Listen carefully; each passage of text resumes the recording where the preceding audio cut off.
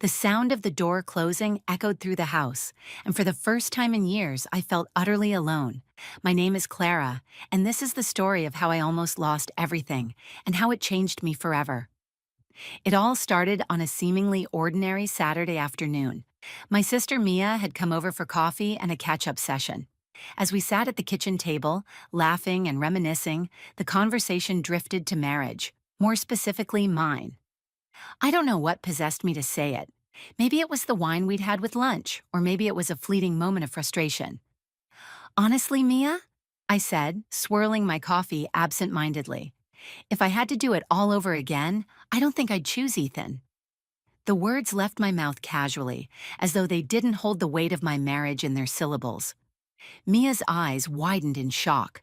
She opened her mouth to respond, but before she could, the silence in the room shifted, thickened. I turned my head and saw him standing in the doorway. Ethan, my husband of 8 years, the man who had stood by me through every high and low. He'd heard me. His face was unreadable. He didn't yell or demand an explanation. He simply turned and walked away, the front door clicking shut behind him. The sound was deafening. "Ethan!" I called after him, my voice cracking, but he was already gone.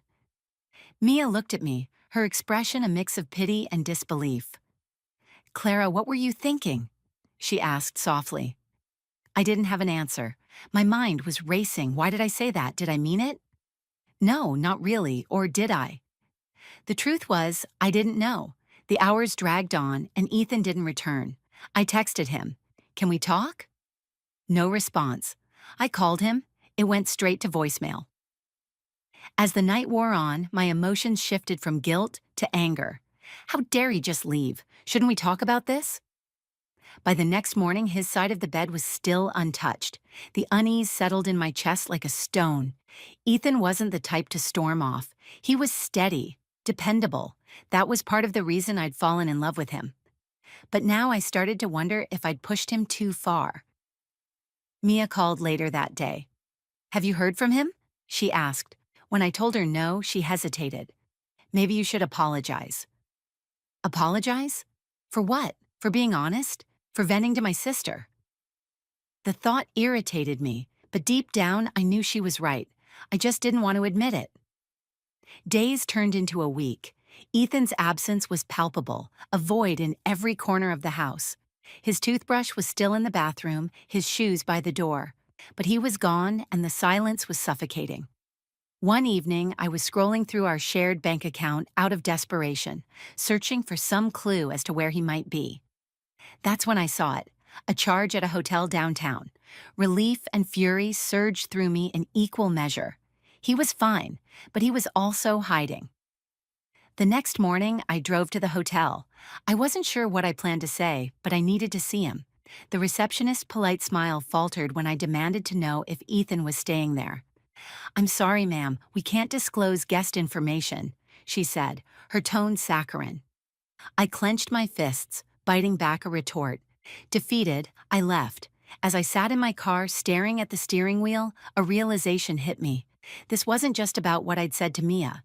It was about years of unspoken frustrations of taking him for granted, and now he'd finally had enough. That evening, Ethan came home.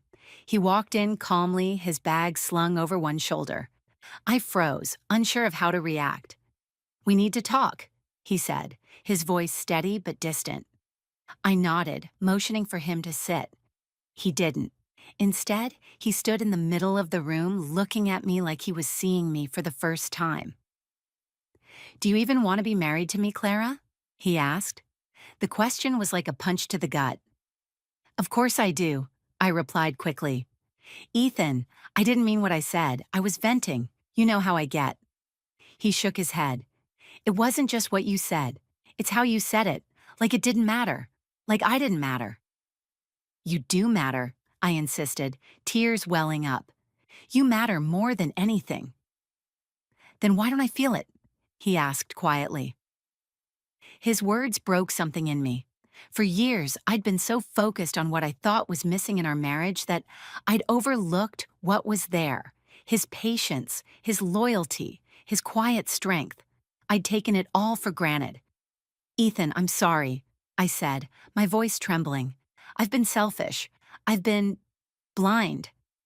But I love you. I do, and I want to fix this. He studied me for a long moment, his expression unreadable. Finally, he said, I need time, Clara, to think, to figure out if this is something we can rebuild. Over the next few weeks, we lived like strangers in our own home. Ethan was polite but distant, and every interaction felt weighted.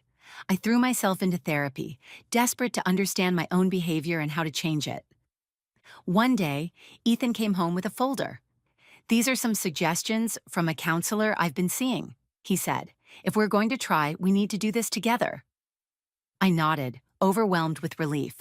I'll do whatever it takes. The road to reconciliation wasn't easy. It meant facing hard truths and learning to communicate in ways we never had before. But slowly, things began to change. We began to change. One evening, as we sat on the porch watching the sunset, Ethan reached for my hand. I'm glad we're trying, he said. Me too, I replied, my voice steady for the first time in months. Looking back, I realized that moment in the kitchen was a wake-up call. It forced me to confront the cracks in our marriage and in myself. And while the scars of that day remain, they've made us stronger. Because sometimes it takes nearly losing everything to understand what truly matters.